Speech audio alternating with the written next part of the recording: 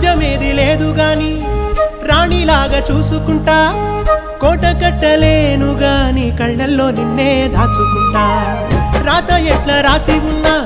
ఆ మార్చి నీతో రాసుకుంటా